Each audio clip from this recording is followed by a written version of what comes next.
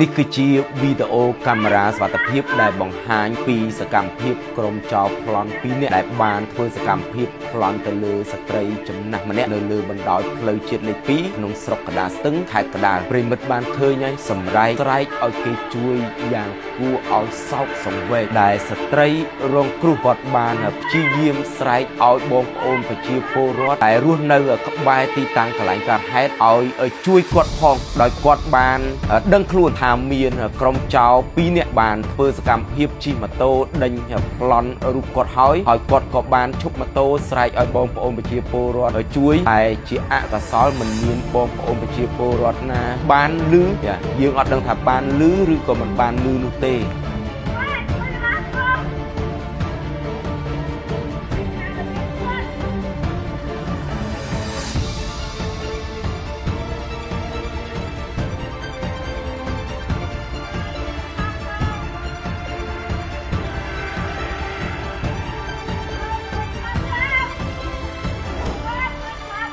ថ្នាំដុសធ្មេញយឺនសិនម៉ាក់អ៊ីជួយកម្ចាត់ក្លិនមាត់មិនល្អជួយបំបត្តិរលាកនិងស្រាលស្រាញតាមអញ្ចាញធ្មេញព្រមទាំងមានអារម្មណ៍ស្រឡះក្នុងមាត់ក្រោយពេលប្រើប្រាស់មួយទីបត្រឹមតែ 20000 រៀលប៉ុណ្ណោះអាចប្រើប្រាស់បានទៅដល់3ខែ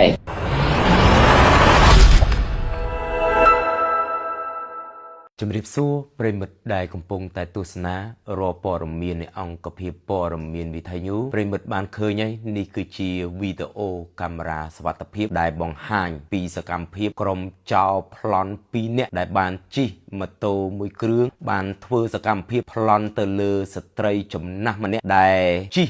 តាមផ្លូវប្រិមិត្តខ្ញុំសូមបញ្ជាក់បន្តិចដែលហេតុការណ៍នេះគឺបានកើតឡើងបាទស្ថិតនៅលើផ្លូវជាតិលេខ2បាទនៅជិតវត្តវិហារបិទមាសក្នុងភូមិព្រែកស្លែងឃុំព្រែកស្លែងស្រុកកណ្ដាលស្ទឹងខេត្តកណ្ដាលហើយម៉ូតូរបស់ស្ត្រីរងគ្រោះគឺម៉ូតូម៉ាក Honda Dream បាទពាក់ស្លាកលេខព្រះវិហារ 1B4654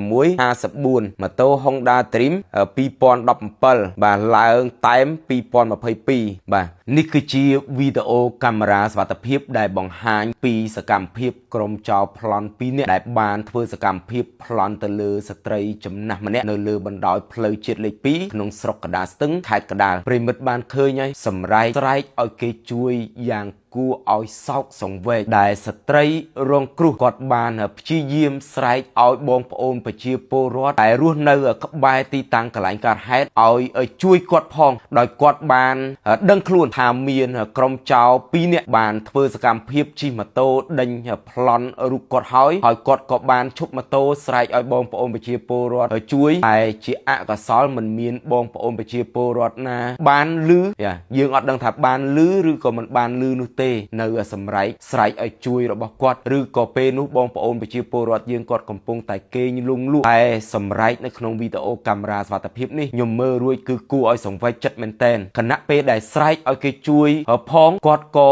រត់ទៅបតាយបតប់ទាញម៉ូតូជាមួយនឹងក្រុមចោរដែលរត់មកលើកយកម៉ូតូរបស់គាត់ប្រុងនឹងជិះរត់គេចខ្លួនបណ្ដាលឲ្យដួលបោកជាមួយនឹងម៉ូតូមួយប្រាវទៀតបាទហើយក្រុមចោរទាំង2នាក់នៅតែធ្វើសកម្មភាពលើកយកម៉ូតូរបស់គាត់ជិះរត់គេចខ្លួនបាត់សមោលផងដែរខ្ញុំសង្ឃឹមយ៉ាងមុតមមនៅសមត្ថកិច្ចនៃស្នងការនគរបាលខេត្តកណ្ដាលក៏ដូចជាសមត្ថកិច្ចនៃអធិការនគរបាលស្រុកកណ្ដាលស្ទឹងលោកនឹងមានវិធានការក្នុងការស្រាវជ្រាវតាមស្វែងរកនៅជនសង្ស័យដែលធ្វើសកម្មភាពប្លន់ទៅលើស្ត្រីរងគ្រោះបាទយកម៉ូតូខាងលើយកមកផ្ដន្ទាទោសតាមនីតិវិធីច្បាប់ផងដែរហេតុការណ៍នេះគឺកើតឡើងកាលពីវេលាយប់មិញនេះផ្ទាល់តែម្ដងគឺយប់ថ្ងៃទី30បាទខែមករាឆ្នាំ